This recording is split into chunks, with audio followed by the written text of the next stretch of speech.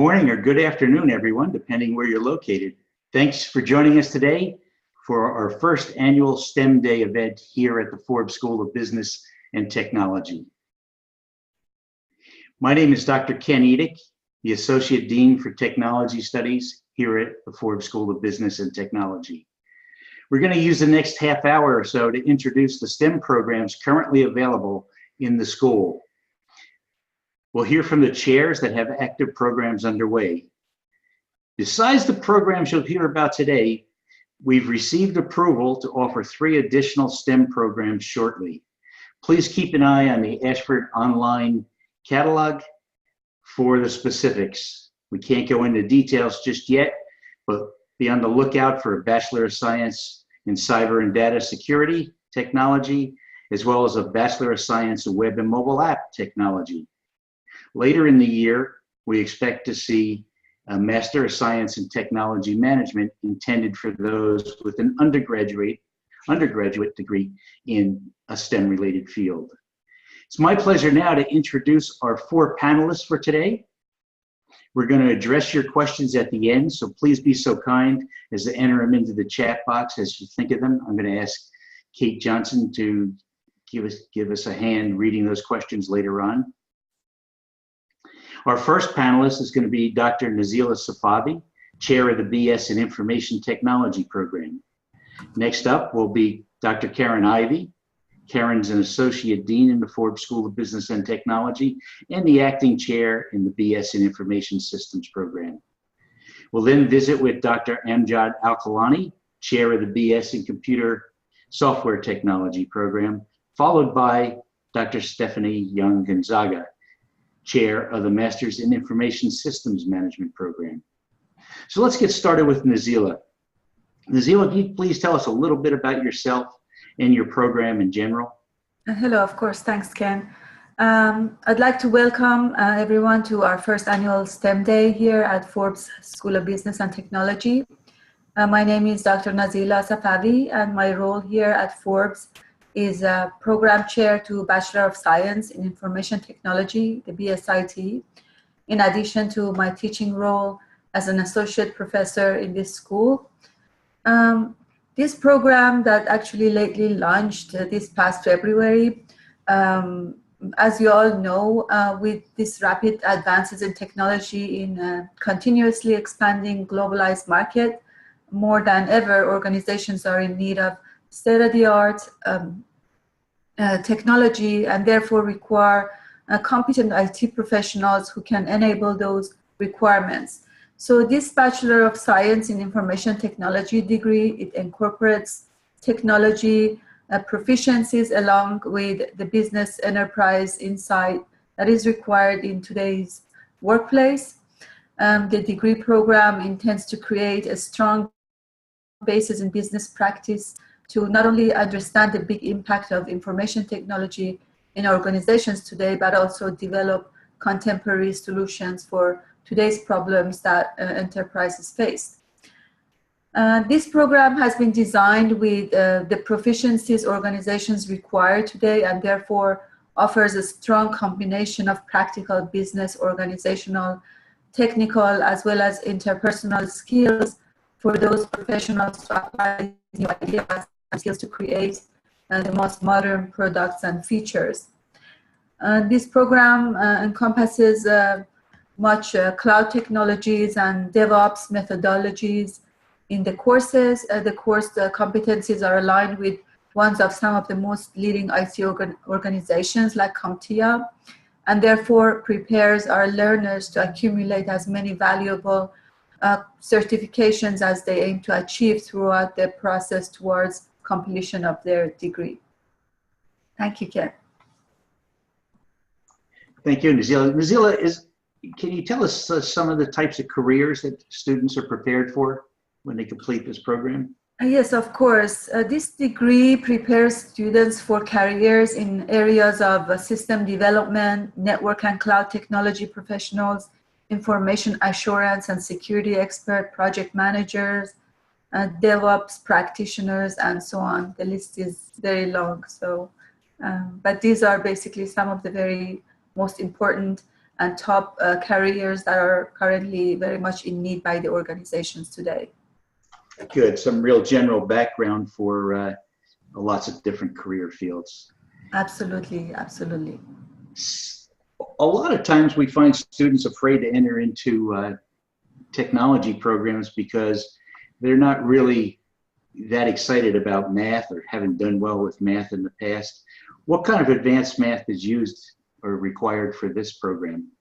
Well, in general, as you mentioned, Ken, there are, of course, there are some of strengths and interests that students entering this program, as well as math aptitude. The question would be, if you happen to find the idea of developing systems, coding, and offering inventive tech solutions appealing, then this degree is suitable for you.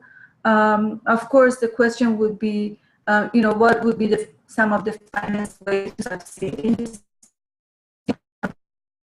In his session, he pointed at some of these. Some of these skills would include analytics, and of course, mathematics is one of the most important things when it comes to analytics. So I would say, beside analytics skills, you need problem-solving skills, and that is also very, very much related to mathematics. The aptitude to resolve complex issues in rational and methodical way, creativity, critical thinking. All these will actually emerge to mathematics, and they go hand in hand. So I would say the students that enjoy math and logic and succeed in high school in those areas, they're the ones that become better programmers, better network designers, better at offering cloud-based infrastructure solutions. However, due to my experience, I've also seen many cases where the students, due to being very young in high school or not finding that particular interest just yet, they may not pay so much attention to the math and logic topics. However, they become interested at the college level, and these students definitely were able to succeed just as equally by bringing themselves up to the math level that is needed. I would recommend, in general, algebra, some calculus, statistics really helps. And discrete math is something that I would recommend, as it has a lot of logic-based topics in it that is used in programming. For example, understanding topics like reasoning sequences, trees, booleans, and so on and so forth. These are actually very helpful and help prepare the students to grasp that coding and programming aptitude. Good. Yeah, obviously math is a way of thinking that's very helpful in most technology areas. I should add, in both your program and in Amjad's program that we'll discuss in a few minutes here for the computer software technology, the required courses are for the bachelor's degrees, those two bachelor's degrees anyway. It's a little different with what Dr. Karen will talk to us about. But students in these two programs will be taking algebra and a statistics course also. So let's jump over to Dr. Ivy, we will, for a second here. And Karen, if you want to introduce yourself and the program you're representing today. Hello, everybody. I am Dr. Karen Ivy, located in Denver, Colorado, and very glad to be here today and to meet and talk to everybody. I will be talking about the BA Business Information Systems degree program. First, just a little bit about myself. I've been on board with Forbes School of Business and Technology for a little bit more than 5+ years. And as it was introduced, I am the acting program chair for BA-BIS. For the Business Information Systems degree program, that degree program focuses on developing individuals to go into a company or even their own company and manage the information systems environment. It focuses on making sure students understand what it means to develop the systems, identify and analyze the system needs of the customers, The individuals will need to know what the current technologies are and even how to use and apply those technologies within a business environment, because in the business world, they are looked at after graduating with this degree and entering into the workforce. They're the ones on board working with the customers, working with the IT technology hands-on development areas to be sure that the systems are developed, implemented, integrated throughout the business environment, maintained as well, and making sure that the requirements for the customers are understood and integrated technically so that the business's requirements are met moving forward.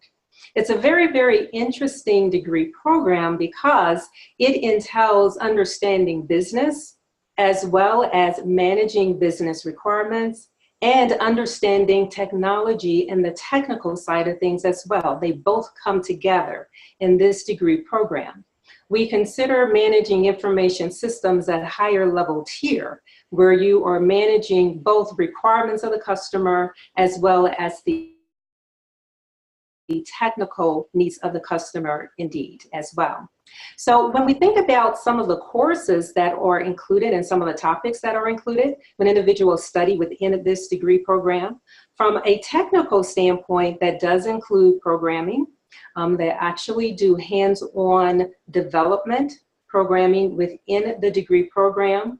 We use a virtual lab environment that allows individuals to use industry tools inside of the course as they are doing their programming course. It includes database management.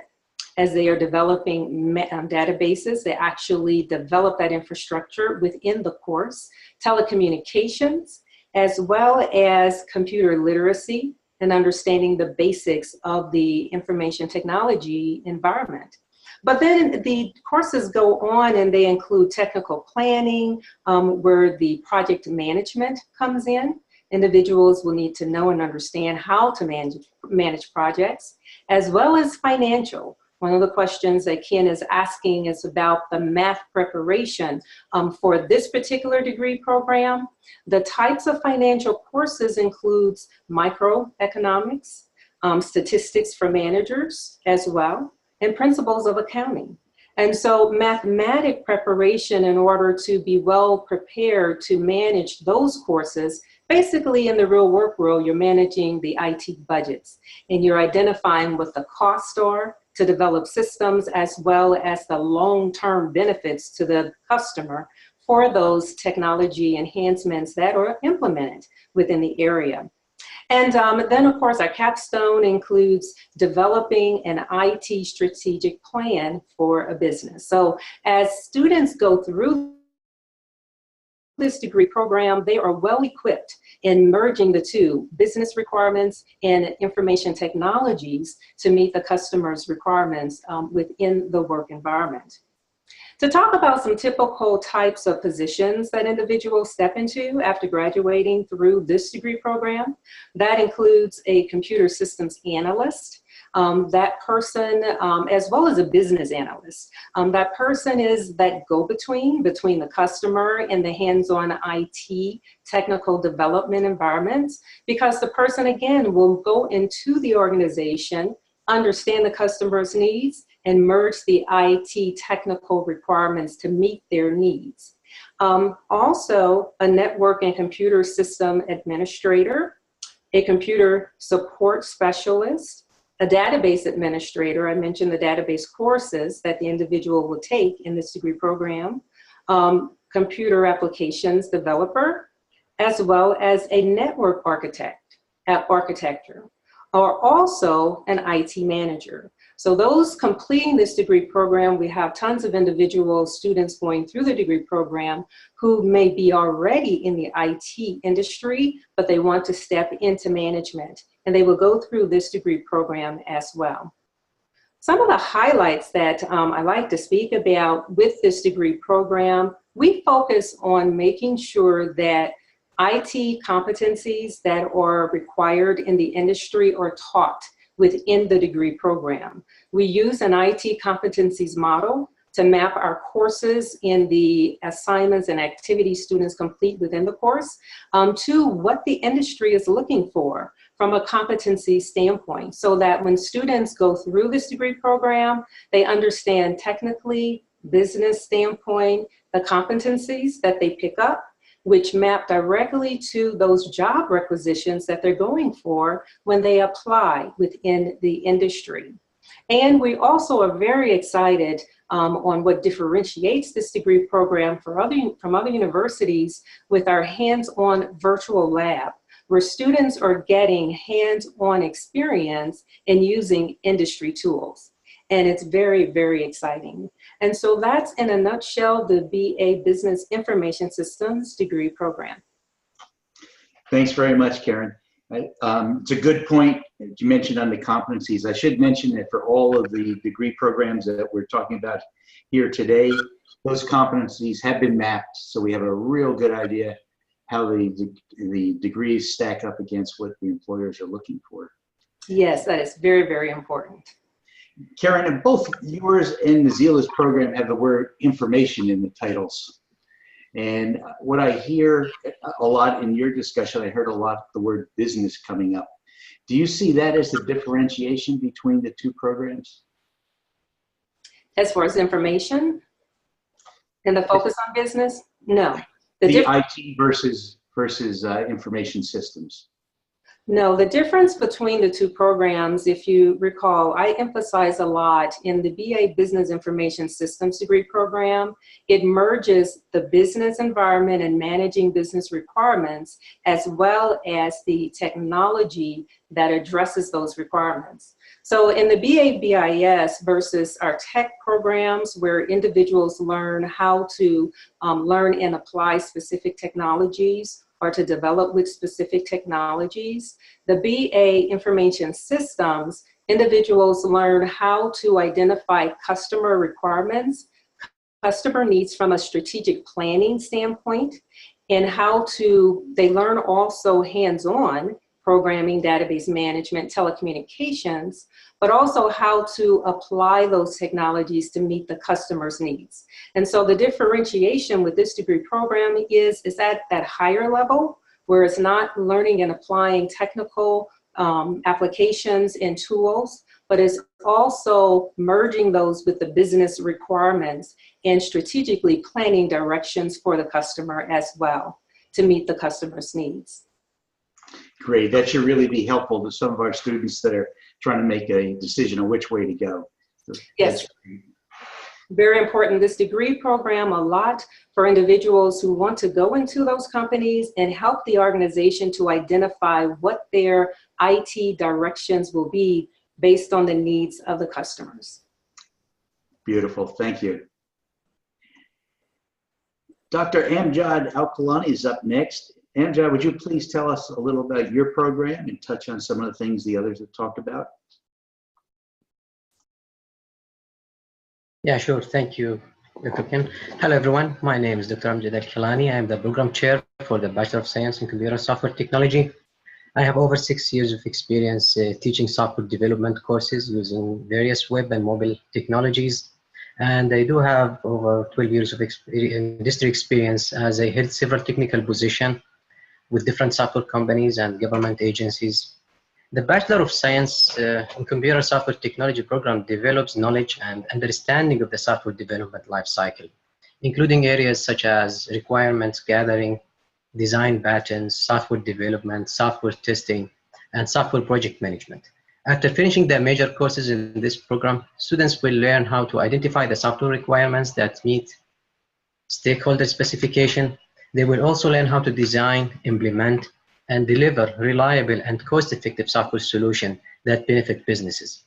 And finally, and the most important thing is that students in this program will learn how to communicate complex software technology concepts in a multidisciplinary team, which is very important, especially in today's workplace. When you think about how often in everyday work you have to interface with people on other teams or departments other than the one you work for, this can be difficult, especially for people in the field of technology, because they use a lot of verbiage that's very specific to the technology field. And sometimes you have people in the finance or in marketing that do not quite understand this terminology. So this program will teach the students how to have these conversations in layman terms so that all cross-functional team can understand and also be able to work well with this cross-functional team to achieve their technical goals. The interesting thing about this program is that actually this program has project-based assignments for practical applications of technology. So students gonna be doing a lot of projects. It's not going to be just watching lectures or just reading contents online.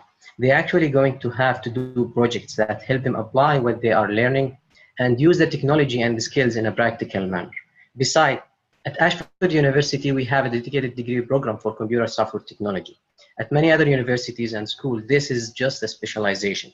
But here at Ashford, Forbes School of Business and Technology, this program is a dedicated degree program. So where those only get this as specialization layered into another more general bachelor or science technology degree, at Ashford, they can actually get a bachelor degree specifically in computer software technology.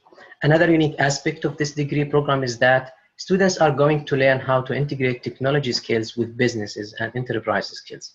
So this isn't just strictly computer software design and architecture. It's not simply that, although these are actually major emphasis of this program. But what students is also gonna learn is to be able to dialogue with other people in a cohesive manner about what they can do with technology and how they can use this technology to help improve the business of the people they are working for. Thanks, Amjad. I should mention also that we're talked about 2 Bachelor of Science programs here with Nazila and with you. We've got 2 more coming out. The first courses in these programs, the first 10 technical courses are interchangeable.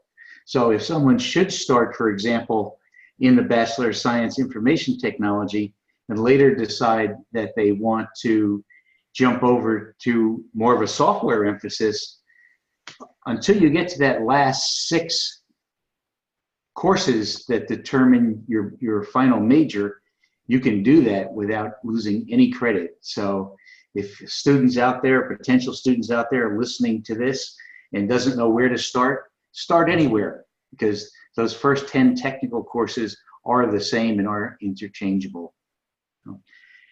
And this is also could be a great opportunity for students to double major as well, because IT professionals typically work in a business environment installing internet networks and computer systems and perhaps programming, whereas like computer software technology students places great emphasis on the entire software development process, from idea, collecting requirements from stakeholders, to design and develop the various subsystems of the final product.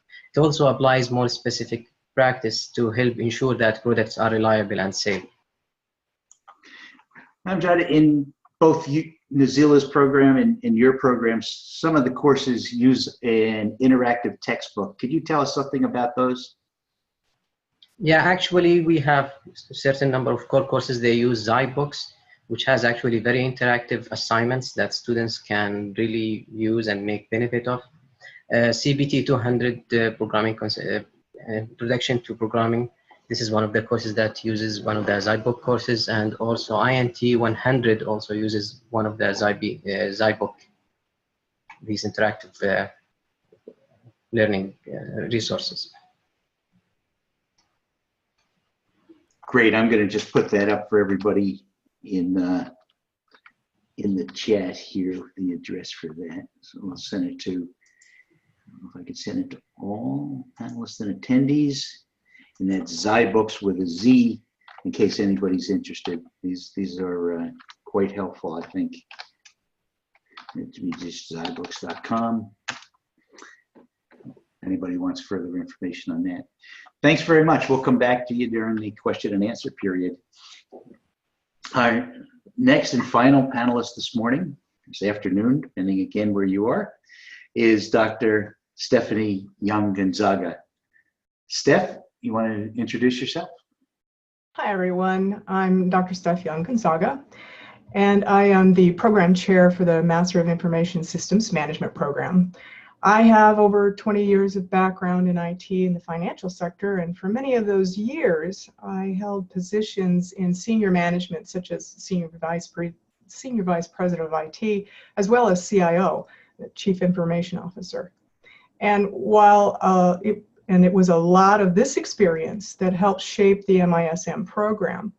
This program covers many of the areas that I wished I'd been exposed to, or at least been apprised of, in my own master's program before I stepped into senior level positions.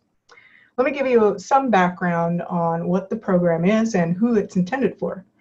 So I like to think of the MISM as the MBA for IT people. It assumes that students have a background in IT, so it focuses on efficient IT leadership and IT management in business today. And it includes important elements such as technology and business integration, financial management, ethical concerns, along with information and data management, all of which are keys to facilitating operational excellence in business. The program is intended to provide mid-career IT people with the tools that they need to position themselves for the next level in their careers. Students who will get the most out of the MISM program will have an IT background and at least 5 years of management experience. The MISM degree focuses on essential areas critical to successful IT leaders, such as strategic planning and execution, legal and ethical issues and data management, financial acumen, and of course, organizational leadership skills. These are also areas that differentiate the MISM degree program from others out there. Additionally, what makes this program different is that you'll have the opportunity for hands-on experience with a number of concepts essential to IT leaders. Skills such as strategic thinking, which is very much different than tactical and execution planning that most seasoned IT people are very familiar with. The program also integrates lab environments in a number of courses where students can work through exercises designed to help them apply the concepts learned in the course material. Whether you have experience with some of the software tools or not, the interactive labs provide many of the courses will give you the opportunity to learn something new and or brush up on skills that you might already have. The MISM program consists of 9 core courses covering the essential competencies required in IT management and 3 specializations to choose from to round out your degree focus. The specializations are IT organizational management and leadership, data and business intelligence, and project management. And each of these specializations has 3 courses that provide an in-depth focus on the essential elements associated with each path. Some of the positions that MISM students might be preparing for are jobs such as IT manager, IT director, information systems manager, and data operations director. Those are just a few examples. Students who are interested in the MISM need to have a good background in IT and have 5 or more years experience in management experience, such as managing technical project teams or departments. And while there are no advanced math courses in this program, students should be familiar with college-level math concepts, since many of the courses require some understanding of math. So why might you consider getting a master's degree in information systems management? Well, let's take an example and say that you're a successful and respected technical person who has a track record of successfully executing projects and leading successful teams. Your technical expertise has enabled you to rise to this point in your career. Now, you're pursuing that next step in your career as a senior IT leader. However, the technical credentials that have served you so well in the past will take a back seat to many, if not most, of the skills needed for the challenges you'll face as a senior IT leader. The MISM will help you understand the wider organizational concerns facing IT leaders, such as enterprise-wide organizational changes, business process re-engineering, or BPR, and even more mergers and acquisitions. Each of these requires technical acumen, to be sure. However, at this level, the essential focus is really about engaging the people who will be affected by the changes that will come through the implementation of organizational and the technological changes. And senior IT leaders have to be able to manage those changes as well. These are some of the aspects that the MISM addresses to help students become familiar with.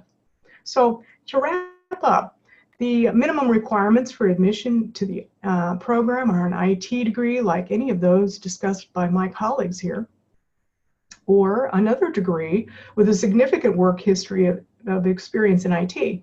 Remember, this program is designed for mid-career IT people, so the successful MISM student will have both a background in IT and at least 5 years of management experience. I think that probably great touches on all job, of them. Steph. It does. It gives you a great introduction to your program. So let's open this up for questions. Got some participants out there. Please use the chat feature for questions, and then either I or Kate can grab your questions and pass them on to the appropriate people or to everybody on our panel. Anyone, questions? Any difficulty deciding which program to choose over another? Or what competencies you might get, or what jobs you might find after completing one of these programs?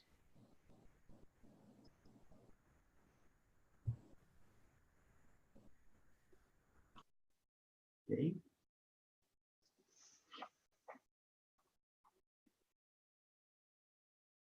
Give everybody a minute or so here.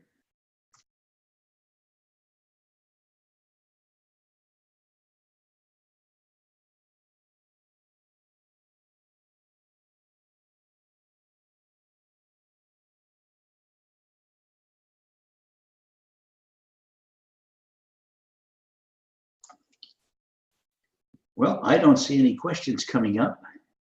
So the panel must have done a great job at explaining everything. And I'm sure that you'll be happy to answer any questions that do come up. You can find all of our panelists in my email address through the ashford.edu website. Of course, you can find complete details on all the programs in the catalog, which is also available online. Just Google the Ashford Online Catalog and you'll get the latest one. So if no one has any other questions right now, I want to thank the panelists. Ken? Yes. So you have 2 questions in the chat. I do. Oh, I see them. Thank you. It would help if I kept it open, I imagine. So the first question says, I'm interested in hearing about some of the jobs that one can attain after graduation. And I think we touched on that in most of the programs. Is there one particular program, Pete, that you had in mind up there? And while you're thinking about that, what is the overlap between the master's program and the MBA? Steph, I think that's best addressed to you. Happy to differentiate. The MBA is really more financially focused, and while the MISM focuses on the technology half of the house, if you will. Not only do you need to know some of the financial implications that for instance, a CIO would need to know, you also need to have that background, the foundational background in IT. So while you could take an MBA, it would give you some of the financial stuff, but it isn't necessarily IT focused, whereas the MISM program strictly focuses on the IT aspect of business. Hopefully that answered the question. Good. I hope that helped. Michael was the originator of that question. That was pretty clear. Going back to Pete's question, I don't see a clarification there, but go ahead.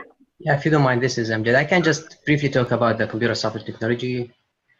This program actually is perfect for students who are interested in becoming business system analyst, software designer, software architect, software developer, and software tester. And these are only a couple of careers that this degree is going to prepare students for. And students can find the full career list online when they look up this degree program on the Forbes Business and Technology website. Thanks, Amjad. For those of you that were here for our keynote speaker, Mr. Mark Mills, first thing this morning, he mentioned coding several times. Is coding interchangeable with software in your mind?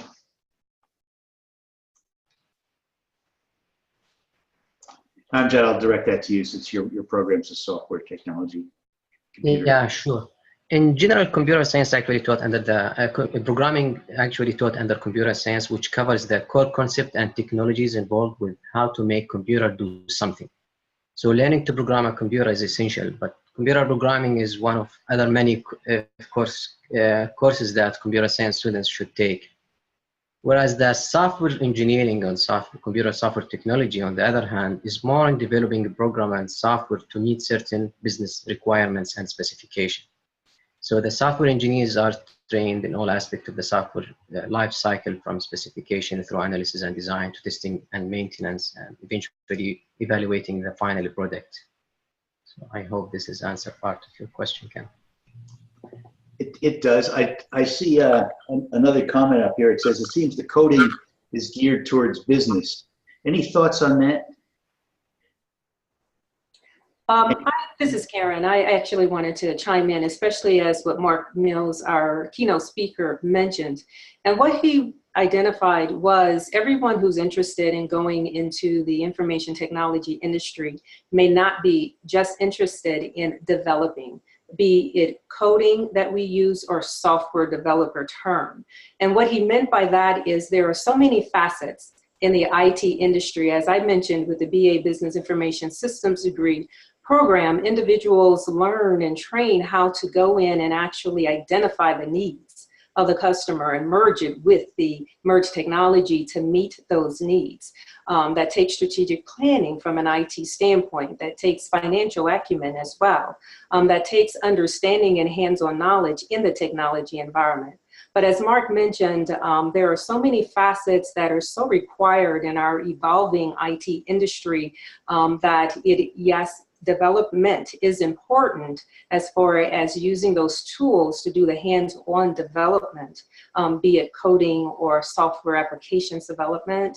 But there are also all the other facets as well that are so important to be trained for and to enter to be successful within the IT industry. Absolutely. Thanks, Karen. Yeah, and they're not necessarily do we need a degree or advanced study in software and software technology or engineering to get into the coding business. Right here at Forbes, I think if you go to the ashford.edu website, you'll find a club called Anyone Can Code or something similar to that. And that's just what it means. You can learn the basics of coding on your own with a little practice. And if you go out and do a search on the internet, there are all kinds of other organizations that are promoting coding, where coding is something that everybody, a manager, can use on an everyday basis too, just to make their job a little easier sometimes.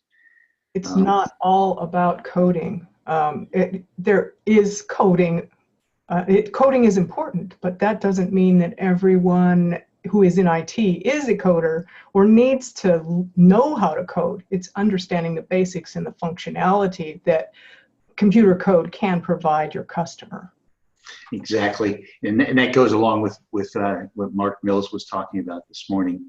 You know, you need to be familiar with what the possibilities are out there. You don't necessarily need to do it yourself. Don't need to be an expert. Yeah, I know that feeling on many subjects. Ken, there's two questions in the Q&A. I don't know if you saw those. I think maybe the one around programming and coding maybe has been asked, but kind of a broader question around expected time of completion in each of the BS programs.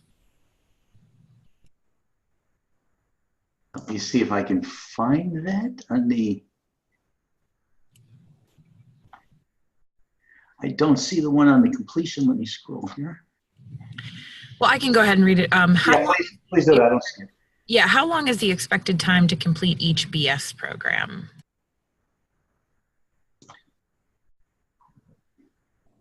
these are very similar. I think all of them are very similar in that the typical bachelor's program is 4 years. It depends on how many courses you take at a time. Typically, our students are taking one, sometimes two at a time. So, anybody have any input?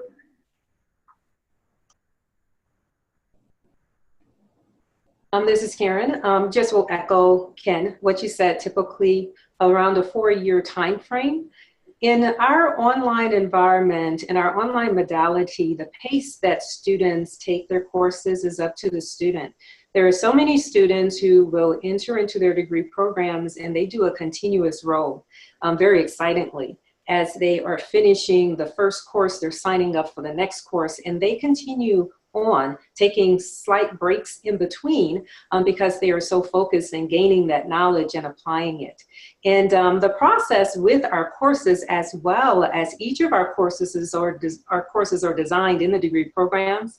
As students complete a course, they gain that knowledge, they gain access to using and applying tools that they then can apply directly in their work environment. And so it's not a method of waiting until you're done with your degree program to be able to apply that knowledge and those skills within your work environment. You can learn and apply as you move forward. And that is the design and the focus of our courses as well. But as Ken said, typically 4 years or shorter, based on the student and the student's drive and how they progress through taking their courses and scheduling each of their courses. Yeah, I mean, if you just look at all of our bachelor programs, the courses are 5 weeks that we're talking about here anyway. If you were to take 10 a year, that's 50 weeks, right? And you're going to need 120 credits. So you're still in that 4-year range, okay? And Karen, it's a good point. Our courses in general throughout Ashford University are to give you the skills you need to apply at work, all right? So as you complete a course, you want to be able to pick up with those skills and at least be more of a contributor where you work.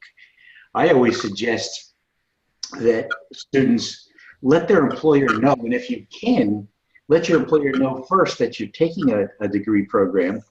And we've got a lot of strategic partners out there where they're definitely know that the student is enrolled here at Ashford, and many of them are part of our tuition reimbursement program, both with the employer and our strategic partnerships. But also, if you can, try to get your degree progress written into your personal goals for your employer. So you may have a goal to, I'm not making this up, of course, but increase sales by 10% this year. See if you can't get your employer to include a goal for you to include 3 courses this year towards your program, right? This puts your employer as a stakeholder in your success, both at school and at work. So I've seen that work pretty successfully before too. And you might just find that they're willing to give you that extra day off to finish that capstone course and little things like that, because suddenly they realize that your success is directly tied to their success. Is there anything else out there I've missed, Kate? Yep, one more. Any information on a PhD program? I'm assuming looking something specifically around STEM in a doctoral program. Yeah, let me take that. Right now, the answer is no. What the future brings to us is difficult to say. Hopefully, we'll see something in the future. I can't give you anything specific, and I'm going to tell you that specifically there is nothing in the works at the doctoral level.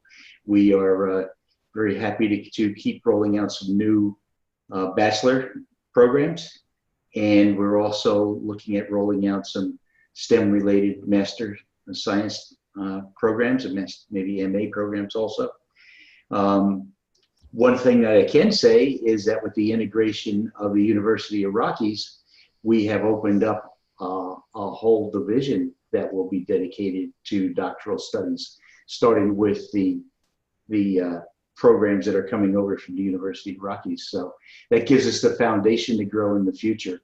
But that's probably as forward-looking as I can be right now and still stay legal. So just keep an eye on our website, the ashford.edu website, and that online catalog. I don't see any more questions in the Q&A, Ken. Thanks, Kate. Thanks, panelists. Ken, you just last note, actually, I would like to mention that there are lots of very recognized and well-established organizations within the industry that tech students here at Ashford are encouraged to join, such as Association for Computing Machinery, Association for Women in Computing, and IEEE Computer Society. Indeed, joining and becoming active in professional organization is extremely important for personal and professional development. In addition, most organizations offer some common benefits, such as exclusive online resources that help advising their member careers, networking opportunities that allow members to make lasting ties with other professionals who have common interests or similar concerns. And also, most professional organizations have job boards where members can use to land a job of their choice as well. That's great. Thanks for bringing that up, Amjad. Yeah, getting started now while you're a student in a professional society, starting to look at what professional certifications are there besides your degree makes a lot of sense. And here at Forbes, we've got partnerships with Women in Technology International. We have free memberships. Now, even though the word women is in the title, it's open to men also. They welcome everyone that's interested in technology. We also have a student chapter, as Amjad mentioned, of Association for Computing Machinery. Membership in that student chapter is free. Membership in ACM in general, which will bring you all the publications and things for a student, I believe is $19. We also have a student chapter for CompTIA, which is a vendor neutral certification group that's about to launch. But in the meantime, our students are entitled to free membership in CompTIA. So you can find out more about those, again, by going to ashford.edu, looking up the clubs and organization section of the website, and you'll see a long list. You'll probably find other things that are non-technical that you might even be interested in there. So that looks like about the end of our questions, and we're going to go get ready to set up for our next meeting, which will be the website building competition. So we will see some of you back there for that, I'm sure.